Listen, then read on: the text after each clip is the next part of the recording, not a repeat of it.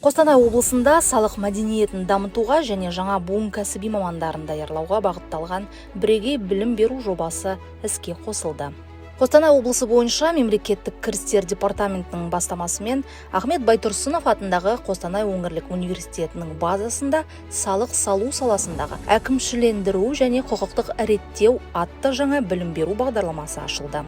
Бағдарлама салықтық әкімшілендіру және құқықтық реттеу саласында жоғары білікті мамандарды даярлауға бағытталған. Түлектер мемлекеттік кірістер органдарында, квази-мемлекеттік құрылымдарда және жеке секторда жұмысқа орналасуға мүмкіндік алады.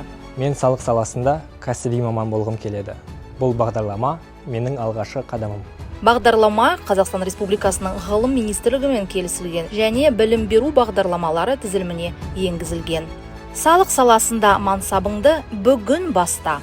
Студенттерді қабылдау 20 маусымда басталады. Салық қызметінің болашағы сенің қолыңда.